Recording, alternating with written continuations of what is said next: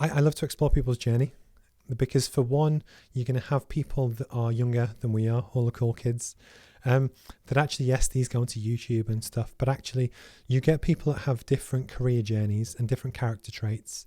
And if we can almost walk through, a bit like what you were like at school, that kind of thing, because what it does, it just helps build the picture of, you and what drives you and how you got to where you are today, in the hope that someone else might see it and think, you know what, I could do that. So where did you grow up?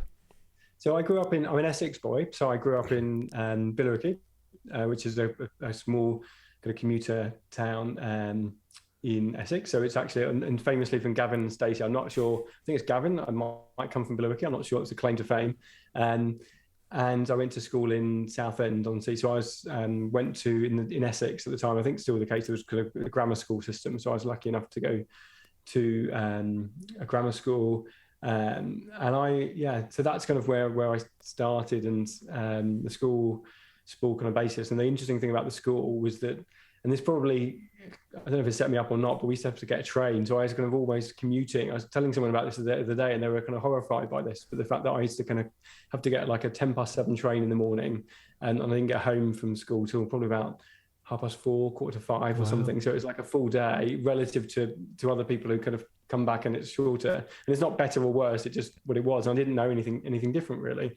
But it were quite fun, those train journeys as well, with groups of people so going to what were you like at school? Were you a good kid? Were you a bit naughty, what was disruptive? I like at school?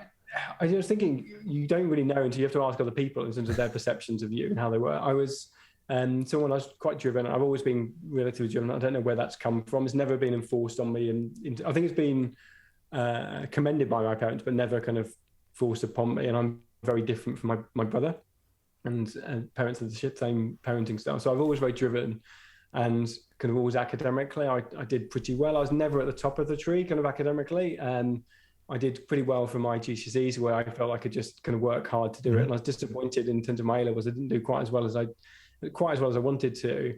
And it was like, I found at the time that was something that I took quite hard, in the fact that I thought, well, maybe I'm not as smart as I'd like to be as other people. And I found that as a bit of a stick to beat me with a little bit. That was the chip on my shoulder that I carried through with me. And it's only very recently, I still sometimes find that I worry about kind of intellect and who's clever and not clever in these circumstances, which is chips are so valuable. You shouldn't need it, but it's something I think a lot of us do. But I do know that I've got strengths in other areas. So I'm really good if you give me a project to work on, or coursework or those kind of things. I was really good. I was just never great at exams. And the other thing that I was very lucky about my school and school background, was that it was very sporting, and lots of the kids kind of played sport, and I was very kind of pretty good at that kind of stuff. So I got to play in school sports teams, and that gave me a sense of a bit of confidence as well, which I think was helpful. So me, again, as an individual growing up, having a sense of identity in terms of saying I was good at some things was really helpful for me as an individual. I was also kind of house captain, if that means anything to certain groups and things like that. So again, I was interested in, never kind of wanted to kind of be the captain or whatever, but I think I was always recognized as someone who was, in football matches or in hockey matches or whatever, I was always someone who'd shout for other people, like shout loudly, and had the loudest voice in terms of encouraging people. And so because of that, I tended to find myself as in kind of captain positions, not through skill or particular experience, but just because I've my cheerleading capacities and wanting everyone to be at their best. And that's a common theme that's still with me today. But that's, so I was the same. I was in Cubs and Scouts growing up, and I was a sixer and a seconder and that kind of thing. And again, I was always quite good at sport.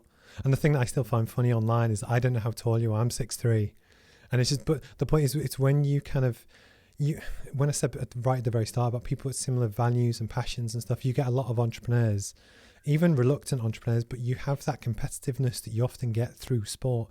And one of the big things that I think is especially true for, say, what you do in the HR route, is that so much of a good sports team captain is about other people and really helping lifting other people up, even more so than winning. I think there's I think there's a lot to be said for competitive sports kind of growing up and that kind of thing. And that's why I like to almost highlight some of these things, because I resonate with what you're talking about.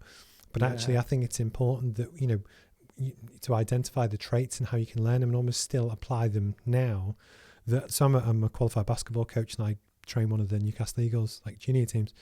But it's almost, for me, it's more about the team and getting people involved and enjoying it over winning games. We still win the games. Oh, definitely. I feel the sense of camaraderie for me was the thing that, and it still is kind of in teamwork, is the thing that I really enjoy.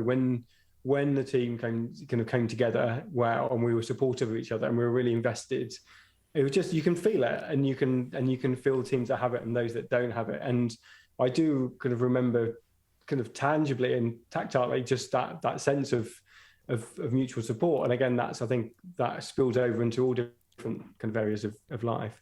The one thing I would say though, into this, and I think it's really important to recognize, is if you're listening to this and you're not sporty or others, that doesn't mean to say that you can't do this. It's just a case of saying, these are my strengths and I leaned into them. Yeah. I suppose these are the things that naturally come to me, and similarly you do, but other people will find the other strengths that they can use to kind of move them forward. I think, but it's helpful for, so sporting perspective, that drive, that sense of connection, they are traits that are helpful in kind of building businesses and entrepreneurship as well.